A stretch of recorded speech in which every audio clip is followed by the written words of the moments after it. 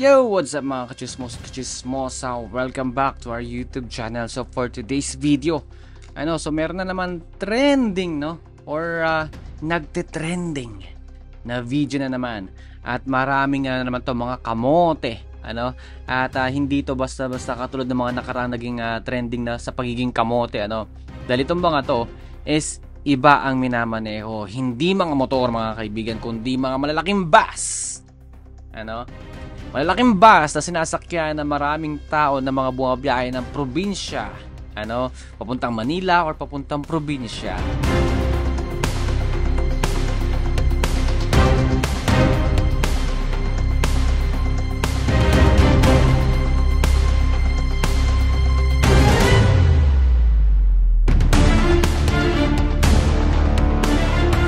So ayan mga kaibigan, dumadami na talaga ang mga kamote sa daan. At ang masaklap, hindi po ito maliliit na mga sasakyan lang, kundi malalaki. So ano nga ba ito? So ito po mga kaibigan, yung trending na video na kumakalat simula kahapon hanggang ngayon. So hindi ko pa gaano na-update kung ilan na nga ba yung views ng video na to. So ang nagte-trend na ito is yung GB Florida bus, na tila baga ay nagkarera sa isang highway, sa lugar ng or sa major highway ng Northern Luzon, sa Deyadi Gordon Road, Nueva Vizcaya at Isabela. So sila po ang ating pag-uusapan ngayon. So di po na wala pa pong update kung anong kung anong mangyayari sa mga driver po nito. Kasi hindi po talaga biro yung ginawa nila, kasi nakita nyo pa doon na inovertikan nila yung isang sasakyan na kulay blue. Actually napaka-risky po noon. Tapos kung makikita nyo rin sa video is naka-solid lane, una puti tapos naging solid yellow lane. So hindi ko ba alam kung talagang may lisensya itong mga to, kasi alam naman talaga dapat ng isang professional drivers kung anong ibig sabihin ng mga solid at saka yung broken lanes. Pero sa mga ginawa nitong mga to is parang wala silang alam sa batas sa daan, especially sa mga highway katulad yan, or sabihin natin yung provincial highway or national highway. So nakakalungkot lang kasi ang daming ganito at hindi nila kino-consider na naman ulit na meron silang uuwi ang pamilya. Pangalawa, hindi rin nila kino-consider yung mga kasabay nila sa daan na pwedeng maaksidente dahil sa ginagawa nila. So nangyari po ito kahapon gabi, hindi lang nabanggit kung anong oras. So gabi. So to, for example, may mga bumabiyahe na pauwi. At ang masaklapan nito, kung may mga nakasakay talaga ng mga pasahero doon sa bus na yon, sa Florida or GV Florida bus. Ang masaklap hindi lang isa mga kaibigan. Ang sabi nga sa Google 15 sila na bus, pero 6 yung nakuha na ng video.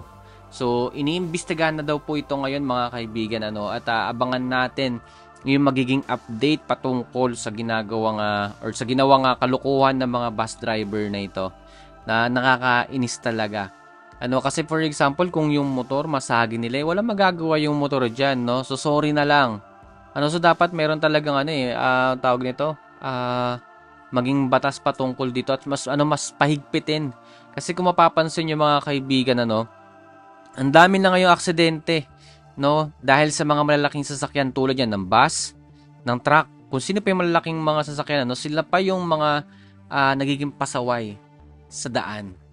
Kailangan sana lang naman mga kaibigan, ito lang naman ang aking suggestion lang. Sana sa mga katulad nilang nagdadrive ng mga ganyang kalalaking mga sasakyan is sila dapat yung higpitan, lalo na sa batas, pati sa pagsasampa ng kaso pag naka-aksidente sila. Hindi lang yung dapat yung mga motorsiklo. Kasi yung mga motorcycle, kung natin, ma-aksidente man yan, at least, kung sumemplang man yan, kadalasan nga, nagsolo lang sila, walang madadamay na madami. Hindi katulad ng mga malalaking sasakyan na katulad ng bus, especially, pang-public, public transportation pa. na sinasakyan papuntang probinsya or papuntang Manila or papuntang Manila to province, ano, nakakaano talaga, nakakalungkot lang na meron palang or meron pa ring mga driver na katulad ng mga driver ng kumpanyang ito. So sana rin ano, yung mga nagdadrive diyan, sana matanggal lang din sila ng lisensya kasi para sa akin is hindi po sila karapat-dapat magmaneho. Kasi gaya ng sabi ko kanina, hindi nila kino-consider yung mga makakasabay nila sa daan. Ano, na pwede nilang maaksidente sa ginagawa nilang kalokohan na yan. And hindi rin nila kino-consider yung sarili nila na meron din silang pamilya na nagtatrabaho lang sila para may mapakain sa pamilya nila. Tapos ganun pa ang gagawin ng mga magagaling na driver na ito. Ano? So, ang nag-upload ng video na yan, no, na nag-trend is si Carlo Barbonel. Ayon sa kanya is tila bagay nagkarera ang mga bus doon sa kanilang dinadaanan. Ang dami, nakakatakot yun actually kung kasabay mo sa taas ganun kabibilis. Doon may nagsasabi talaga na edited yung video kasi fast forward. Oo, fast forward po talaga siya, halata naman at di natin mapagkakaila yun. Pero kahit na pinas forward yun, doon pa lang sa mga attitude at sa ginawa ng mga driver na yun, doon pa lang ipinapakita ng maling-mali po sila. Kasi hindi tama yung ganun na ang lalaking sasakyan nila, may mga sakay sila mga tao. At ang daming taong nakasakay doon, tapos ganun pa ang gagawin nila. Pangalawa, solid lanes yellow and white, tapos para talaga sila nagkakarera. Sasabihin na natin siguro medyo bumagal sa video. Sabihin natin, bagalan na lang. Ilagay natin sa standard na frame per seconds ng video. Pero mali pa rin.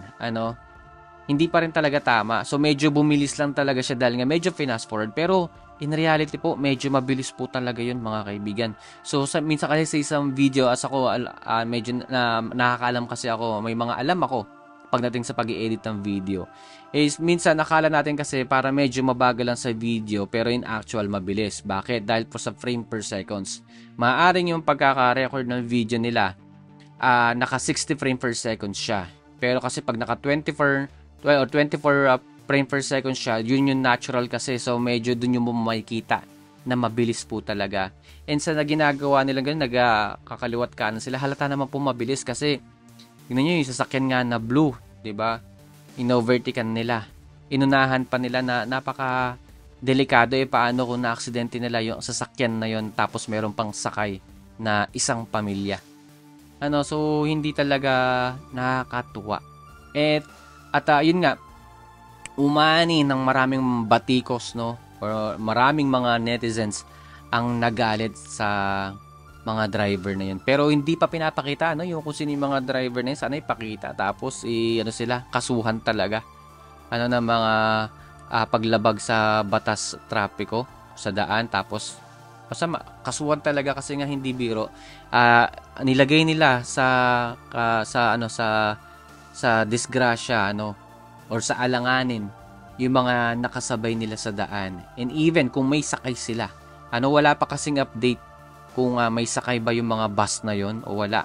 Kahit nasabihin nating wala maling-mali pa rin po talaga mga kaibigan. Kayo po mga kachismosa, ano ba yung sa inyo patungkol sa pinag-uusapan natin ngayon dito sa GV Florida bus? Ang ganda pa naman ng bus nila, kulay pink.